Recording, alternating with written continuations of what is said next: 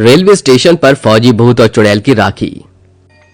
रात के 2 बजे रायगढ़ नाम के स्टेशन पर आशा नाम की औरत अकेले अपने पति नीरज और बेटे के साथ अपनी ट्रेन का इंतजार कर रही होती है, क्योंकि ट्रेन 6 घंटे लेट चल रही थी। इसलिए ट्रेन का इंतजार करते करते वो सब सो जाते हैं। स्टेशन पर सिर्फ आशा अपने पति और बच्चे के साथ अकेली होती है और ज्यादा रात होने की वजह से सारी दुकानें भी बंद हो जाती हैं। पर तभी बच्चे की आंख खुलती है और वो चुड़ैल को राखी लेकर घूमते हुए देखता है। भाई तुम कहाँ हो? देखो तुम्हारी छोटी तुम्हें कब से ढूंढ रही है। कल राखी है, क्या इस बार भी तुम अपनी बहन से राखी नहीं बंधवाओगे? बेटा, क्या तुमने यहाँ किसी फौजी अंकल को देखा है? नहीं।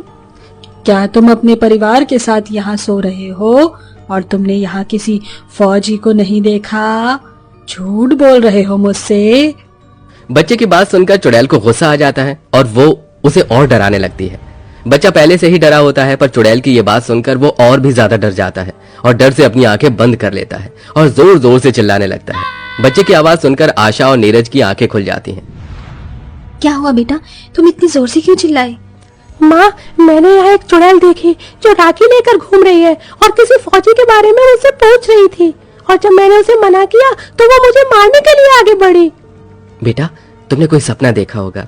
नहीं माँ, मैं सच कह रहा हूँ। मैंने कहा था तुमसे, वो पागल अंजलि मरने के बाद भी राखी लेकर यहीं घूम रही है, अपने भाई को राखी बांधने के लिए। इसीलिए बोल रही थी मैं तुम्हें कि इस स्टेशन से ना जाकर कोई दूसरा स्टेशन ले लेते हैं, पर तुम्हें तो यहीं से जाना होता है। पता नहीं तुम मेरी कभी सुनते क्यों नहीं हो। अरे इतना नाराज क्यों हो रही हो? आज तक अंजलि ने किसी का कुछ नहीं बिगाड़ा। अब बच्चे के सामने उसकी बातें मत करो। ट्रेन बहुत ज्यादा लेट है, मेरी मानो तो अभी मौका है, यहाँ से दूसरे स्टेशन चलते हैं, वहाँ से हम अपनी ट्रेन पकड़ लेंगे। मैं अपने बच्चे को इस तरह से डरा सहमा नहीं देख सकती, और वैसे भी मुझे चुड़ैल पर जरा भी भरोसा नहीं है। चुड़ैल बनने के बाद चुड़ैल सिर्फ खून की प्यासी होती है।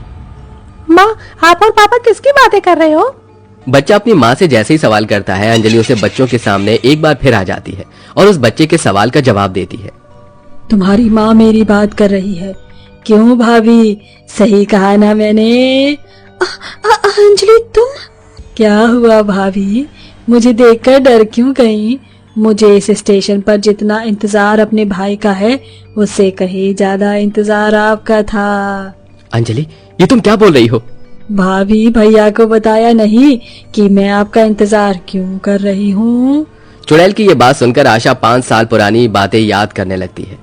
अरे अंजलि, मेरा एक सूट सिल देना, बहुत जल्द रक्षाबंधन आ रहा है। मैं सोच रही हूँ कि इस बार मैं अपने भाई को खुद राखी बांधने के लिए जाऊँ। भाभी, अगर ऐसी बात थी तो कुछ दिन पहले सूट दे देती। 3 दिन बाद ही तो रक्षाबंधन है, और तुम तो जानती हो इस बार मैं रक्षाबंधन पर रायगढ़ स्टेशन जा रही हूँ। कुछ देर के लिए ही सही, पर मेरे भाई की ट्रेन वहाँ से गुजरती हुई 5 मिनट के लिए वहाँ रुकेगी, और मैंने सोचा है कि इस बार मैं राखी न भिजवा कर खुद स्टेशन पर जाकर अपने भाई को राखी बांधूं। हाँ, तो अभी तेरे पास 3 दिन बाकी है, तो 2 दिन में मेरा सूट तैयार कर दे, और तीसरे दिन तो स्टेशन पर जाकर अपने भाई से मिलाना। मैंने कौन सा रोका है? अच्छा ठीक है भाभी, दे दो। आशा अपना सूट अंजलि को देकर वहां से चली जाती है। अंजलि एक टेलर थी और उसने अपनी छोटी सी दुकान खोल रखी थी। गांव के सभी लोग अंजलि के ही पास अपने कपड़े सिलवाते थे। अंजलि का भाई विक्की फौज में था। पिछले 2 साल से अंजलि ने अपने भाई को राखी नहीं बांधी थी, इसलिए वो इस राखी अपने भाई को राखी बांधने के लिए बड़ी ही बेताब थी। और अब देखते ही देखते राखी का दिन आ जाता है और अंजलि तैयार होकर रात को हाथों में राखी लेकर निकलने लगती है कि तभी वहां आशा आती है। अरे अंजलि, कहाँ जा रही हो? हाँ भाभी, बताया था ना आपको कि भैया की शिफ्टिंग हो रही है, तो वो किसी दूसरे शहर जा रहे हैं और उनकी गाड़ी रायगढ़ स्टेशन से होकर जा रही है। वहाँ पर 5 मिनट रुकेगी ट्रेन, और इसी 5 मिनट में मैं अपने भाई को राखी बांधूंगी। अच्छा, मुझे तुमसे एक बात करनी थी। अगर तेरे पास समय है तो क्या हम थोड़ी सी बात कर ले? हाँ भाभी, अभी मेरे पास बहुत समय है, आप जल्दी से बताओ क्या बात करनी है। अंजलि, मेरी एक बहन है, वो लंगड़ी है, इसलिए उसका कहीं रिश्ता नहीं हो रहा, और तेरे तो माँ बाप भी नहीं है। तुझे तो एक भाभी की जरूरत है, तू अपने फौजी भाई की शादी मेरी बहन से करवा दे। भाभी, ये आप कैसी बातें कर रही हो? आपको पता है ना मेरे भाई का रिश्ता 2 साल पहले ही लग चुका है। वो तो भैया को छुट्टी नहीं मिल रही, इसलिए शादी नहीं हो रही, वरना अब तक मेरी भाभी इस घर में आ चुकी होती। माफ करना मुझे, पर मैं अपने भाई की शादी आपकी बहन से नहीं करवा सकती। क्यों नहीं करवा सकती? क्योंकि मेरी बहन लंगड़ी है? नहीं भाभी, आप गलत समझ रही है, ऐसा कुछ नहीं है।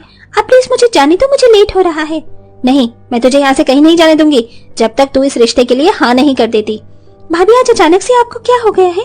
आज ही के दिन आप मुझसे ऐसी बातें क्यों कर रही हो? अब मुझे जाने दो, मुझे लेट हो रहा है, ट्रेन के आने का समय हो रहा है, ट्रेन बस 5 मिनट के लिए ही रुकेगी। इसलिए तो मैं यहाँ आज आई हूँ।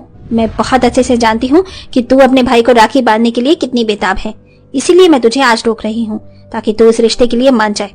अगर तू मान गई तो तेरा भाई भी मान जाएगा, क्योंकि वो तेरी बात कभी नहीं काटता। भाभी मेरा रास्ता छोड़ो। स्टेशन पर कोई नहीं होता, सिर्फ अंजलि और आशा होते हैं और रात के 2 बज रहे होते हैं। अंजलि आशा को धक्का देकर वहां से चली जाती है। आशा को अंजलि की ये हरकत बर्दाश्त नहीं होती और वो गुस्से में अंजलि के पीछे जाती है, जहां अंजलि स्टेशन पर राखी लेकर अपने भाई का इंतजार कर रही होती है। गुस्से में जलती आशा अंजलि को ट्रेन के आगे धक्का दे देती है और बेचारी अंजलि की वहीं मौत हो जाती है। और आशा गांव में जाकर सभी से झूठ कहती है कि अंजलि ने खुदकुशी कर ली। कुछ याद आया भाभी? आपकी वजह से उस दिन मैं अपने भाई को राखी नहीं बांध पाई। आखिर ऐसी क्या दुश्मनी थी जो तुमने मुझे ट्रेन के सामने धक्का दे दिया? आशा, अंजलि की जान उस दिन तुमने ली थी? इसका मतलब उस दिन तुमने गांव वालों को जो बताया वो सब झूठ था? हाँ, मैंने अंजलि की जान ली, पर मेरा इरादा उसे मारने का नहीं था। पर जब उसने मेरी बहन के लिए अपने भाई का रिश्ता ठुकराया तो पता नहीं मुझे क्या हो गया। गुस्से में आकर मैंने वो करा जो मुझे नहीं करना चाहिए था। मुझे माफ कर दो अंजलि। तुमने सोच भी कैसे लिया कि मैं तुम्हें माफ कर दूंगी? मैं तुम्हारी जान उसी तरह लूंगी जैसे तुमने मेरे ली थी। बस एक बार मैं अपने भाई को राखी बांध दूं। अंजलि, आज रक्षाबंधन है। पिछले कई सालों से मैंने भी अपने भाई को राखी नहीं बांधी है। बहुत दिनों के बाद मैं अपने भाई को राखी बांधने के लिए जा रही हूँ। मुझे मेरे भाई को राखी बांधने दो। इतना बोलकर आशा अंजलि के सामने हाथ जोड़कर अपनी जान की भीख मांगने लगती है। पर तभी एक ट्रेन वहां रुकती है और उस ट्रेन में से एक भूत उतरता है, जो अंजलि को आवाज देकर स्टेशन पर उसे ढूंढने लगता है। छोटी, तू कहाँ है? देख, तेरा भाई तुझसे राखी बंधवाने आया है। तुझे याद है ना कि गाड़ी सिर्फ स्टेशन पर 5 मिनट के लिए रुकेगी। उस भूत को स्टेशन पर देख वहां खड़े सभी लोग डर जाते हैं, क्योंकि वो भूत कोई और नहीं बल्कि अंजलि का भाई था। चुड़ैल अपने भूत भाई को देखकर हैरान हो जाती है और उसे रोककर उसके गले लग जाती है। रोते हुए उससे उसकी मौत की वजह पूछती है। भैया, तुम भूत कैसे बन गए? तुम्हारे साथ क्या हुआ? अंजलि मेरी बहन, आखिर तो मुझे मिल ही गई। उस दिन जब ट्रेन यहाँ आई और मैं स्टेशन से उतरा तो मैंने यहाँ लोगों की भीड़ देखी। भीड़ देखकर जब मैं यहाँ आया तो मैंने देखा कि तेरी लाश स्टेशन पर पड़ी है। तेरी लाश को देखकर मेरे पैरों तले जमीन खिसक गई। मैं राखी वाले दिन तेरी मौत का सदमा बर्दाश्त नहीं कर पाया और मुझे हार्ट अटैक आ गया और मैंने भी वही दम तोड़ दिया। बस तब से ही मैं हर साल राखी पर इसी स्टेशन उसी ट्रेन में आता हूँ। ट्रेन 5 मिनट के लिए यहाँ स्टेशन पर रुकती है और मैं तुझे ढूंढता हूँ। भैया, मैं भी हर रक्षाबंधन पर यहाँ आकर तुम्हारा इंतजार करती थी, पर मुझे क्या पता था कि मुझे मेरा भाई भूत के रूप में मिलेगा। ये सब कुछ इस आशा की वजह से हुआ है। मैं इसे छोड़ूंगी नहीं। इतना बोलकर अंजलि हवा में उड़ने लगती है और तेज आंधी तूफान चलती है और तेज हवा में आशा खुद को संभाल नहीं पाती और धीरे धीरे स्टेशन के किनारे पर आ जाती है। और जैसे ही ट्रेन आती है आशा ट्रेन के सामने गिर जाती है और उसी वक्त सबके सामने आशा की मौत हो जाती है। आशा की मौत पर उसका पति और बच्चे रोने लगते हैं, तो वहीं अंजलि जो कि चुड़ैल बन चुकी थी वो अपने भूत भाई को राखी बांधती है और इस तरह रक्षाबंधन मनाने के बाद चुड़ैल और भूत की आत्मा को मुक्ति मिल जाती है।